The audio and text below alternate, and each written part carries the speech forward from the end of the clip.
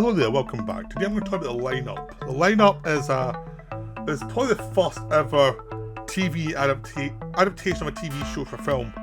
So there's a cop show called The Lineup that was popular in the 50s. Don Siegel did the pilot for it, was a TV director, and then went off to do movies. And then when they decided to do an actual movie version of it, they asked him to come back and direct it. Because he was still in the B-movie phase of his career, I was like, okay, I'll go this job. But they had to bring in some of the characters from the TV show. So they brought in one of the lead characters, but they replaced another one, so there's only one character from the TV show. And essentially what they did was they moved the episodes away from these characters on the TV show and just made it, there's a police procedural at parts of the film, but it's not the main part of the film. So if you're a fan of the TV show and you want to see this film, is like there's only one character there and he's in it for like 20 minutes and it's spread throughout the film. He's in it to introduce the story and then he's just barely in it from the rest of the time. So it was unsatisfying for those people.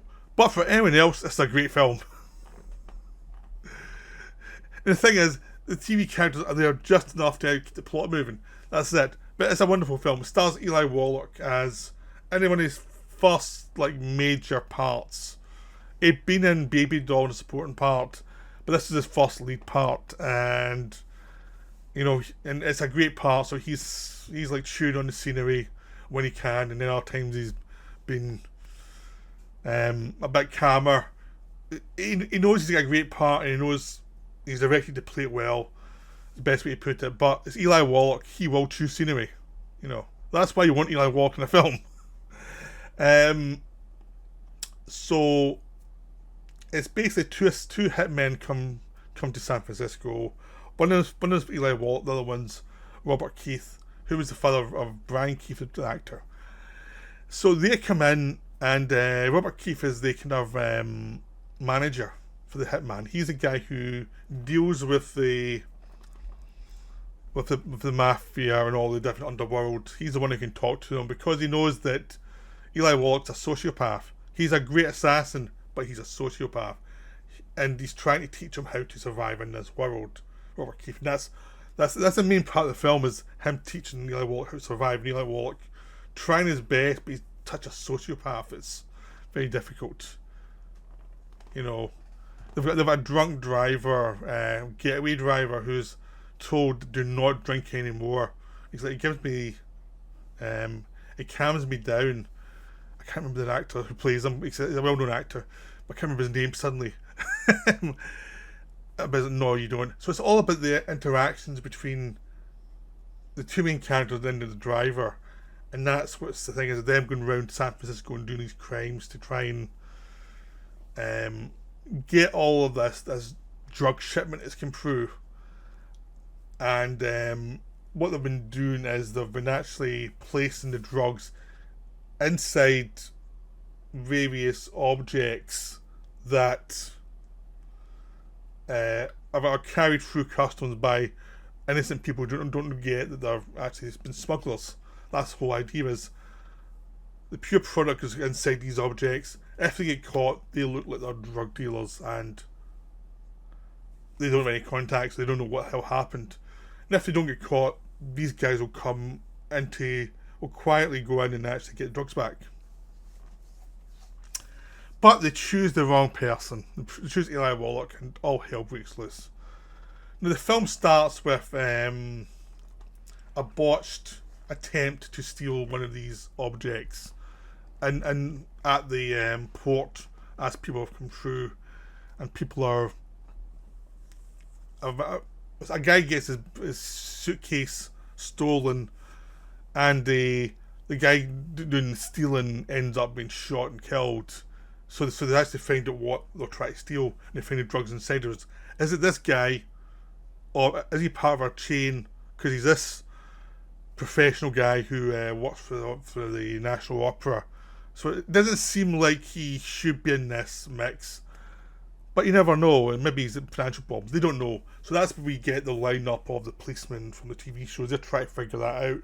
Then you cut to Eli Wallach, and he's coming in with Robert Keith, and you've seen him being given instructions who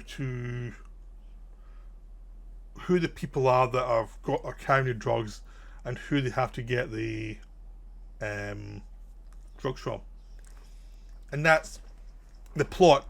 But it's basically Eli Wallach having to deal with people who are greedy and who want a better share, so to deal with them. People who don't act the way that's meant to act and cause violence, which causes problems for them. So it's just a whole full-scale disaster the whole afternoon as he's trying to get in and out within one afternoon, getting these drugs and then handing them over. And it's just a complete disaster as the cops start to get physical scripts of Eli Wallach and Robert Keith and try to put the pieces together. But that's just a small part of the film. It's like the filmmakers were not interested in that part. It's just like, we'll do enough to keep the plot going, and we'll have them investigate the people who stole the first package and find out that no, that doesn't go anywhere. They were just drug addicts who were, not up to the job. Maybe they were in the past, they're not anymore. And the whole idea is that the people who are doing the drug things are actually choosing people who might not be the best people to put in the job, because they're trying to save money, and they're trying to have people who are not connected to the organisation so that they can be cut loose if need be. And it's just like a total clusterfuck. The whole film is just about this situation getting wilder and wilder. Ends up with a kidnapped woman and her child and everything else. And it's like, and eventually they lose one of the shipments because of the actions of the little girl.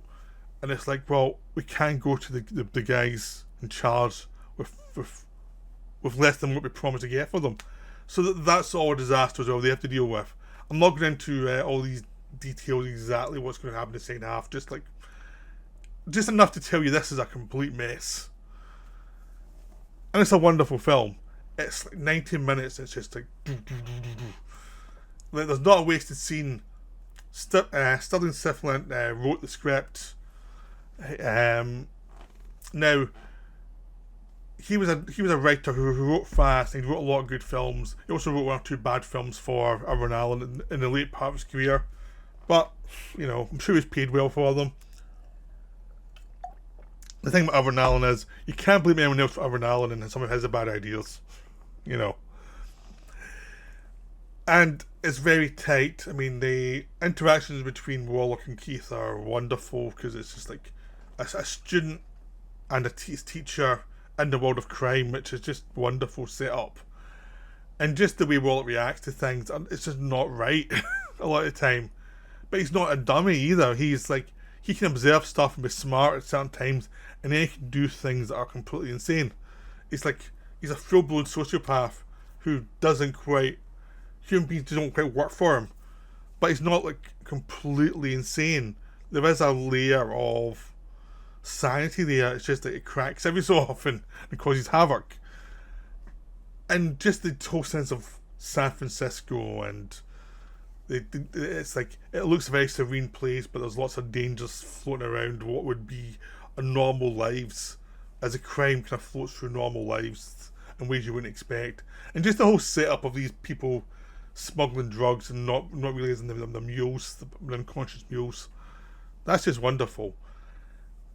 So the whole film just delivers on being this great type B movie, and it just keeps surprising you with little details and little reactions and character moments for so everybody who's in the film gets a little moment of character that really works for them. Like you can tell that Siegel likes actors. You always see that in his films, he likes giving actors some meaty stuff to do, so he gives them the space to do what they do. But it's still very efficient. It keeps going on, and it's like the story's really well told. And there is a great car chase in it that apparently when Siegel went back to do Dirty Harry like 15 years later, it was like one of the police guys with grey hair says, "You gave me a lot of these grey hairs the last time you were here." So apparently it was quite insane filming this car chase, which is a really good car chase.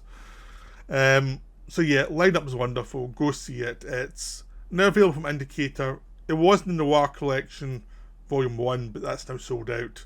We can get it individually, just as a standard edition. You don't get a booklet, but you get a standard edition film and the extras. It's wonderful. So, I mean, they have sales on every 6 months, Indicator, so you can pick it up next sale quite easily. But it is really worth your time. This is just a wonderful, wonderful film. So I hope you enjoyed this video. That's me for now. Bye.